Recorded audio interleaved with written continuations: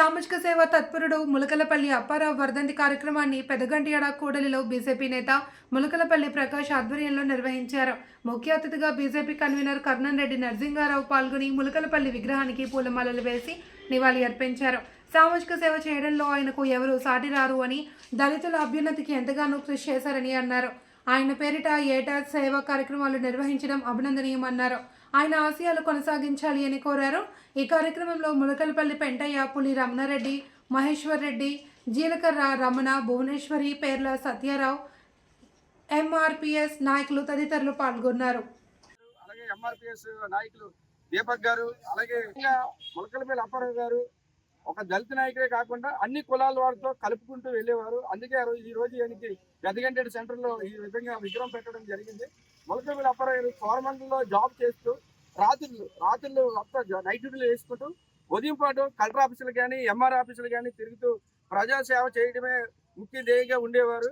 ఆ విధంగా ఆ రోజులు కష్టపడడం వల్ల ఆ రోజులు గుర్తించి గదిగంటేడు సెంటర్ లో ఈ రోజు విధంగా మన విగ్రహం పెట్టడం జరిగింది. ముఖ్యంగా ఏంటంటే ఆయన సూపర్ మార్కెట్ చైర్మన్ గా, అలాగే విధంగా స్కూల్ ప్రాథమిక పాఠశాల స్కూల్ మెంబర్ గా, దుర్గవనపాలెంలో సుమారు 20 సంవత్సరాల పైగా సర్పంచ్ గా ఉండడం జరిగింది. అలాంటి వ్యక్తి మన ప్రతి ఒక్కరికి కూడా ఆయన ఆశీ సాధనకి ముందుకు వెళ్ళాలి. శివాలయం కూడా చాలా డెవలప్మెంట్ అప్పుల్లో చేయడం జరిగింది. గదిగంటేడు సెంటర్ లో ఎక్కడ చూసుకున్నా ఇక్కడ శివాలయమే. ఇప్పటికీ ఎవరు చూసిన క్యాస్ట్ కాకుండా ప్రతి కులాల వారు కూడా అన్ని కూడా ఈ శివాలయంకి రావడం జరుగుతుంది. ఆ శివాలయం చాలా పురాతనది. అప్పులో ములకలపల్లి అప్పారావు ఆధ్వర్యంలోనే ఆ శివాలయం నిర్మించడం జరిగింది.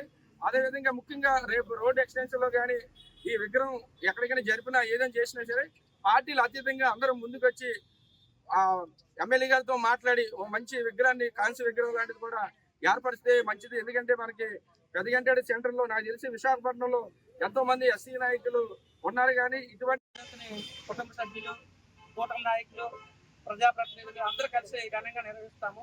ఎందుకంటే ఆయన చనిపోయి 25 సంవత్సరాలు అయినా సరే ఆయన చేసినటువంటి సేవలు నేటికి కూడా ప్రజలంతా కూడా గుర్తు చేసుకుంటారు. అందుకే ప్రతి సంవత్సరం ఈ వర్ధంతి వేడుకల్ని చేయడం జరుగుతుంది. అది సందర్భంగా వారికి ఘనంగా నివాళులు అర్పిస్తూ వారి కుటుంబ సభ్యులందరూ కూడా ప్రతి సంవత్సరం ఇలా చేస్తున్నందుకు వారికి ప్రత్యేకమైన అభినందనలు తెలియజేస్తూ ఆయన వర్ధంతి ఈ రోజు కొంతమంది పేదలకి చీరలు, నిత్యావసర సరుకులు కూడా పంపిణీ చేయడం జరుగుతుంది. మరి ఆయన మాజీ అప్పుడు సర్పంచ్గా చేశారు. ముఖ్యంగా స్టీల్ ప్లాంట్ నిర్వాసితులు ఎంతో మంది గదిగంటేడ, నెల్లిముక్కు ఈ ప్రాంతంలో ఎంతో మంది ఉద్యోగాలు రావడానికి ఆయన ఎంతో సహాయ సహకారాలు అందించారు. ఆ రోజుల్లో ఒక పెద్ద నేతగా ఇక్కడ మంచి గుర్తింపు ఉండేది. మరి అటువంటి నాయకుల్ని మన ఆశయంగా తీసుకుంటూ ఆయన అడుగుజాడల్లో నడవలసిన అవకాశం మనందరికీ కూడా ఉంది. మరి ప్రతి సంవత్సరం కూడా ప్రకాష్ గారు అందరికీ ఫోన్ చేసి కార్యక్రమంలో పాల్గొనే అవకాశం కల్పించినందుకు అందరికీ కూడా పేరు ధన్యవాదాలు.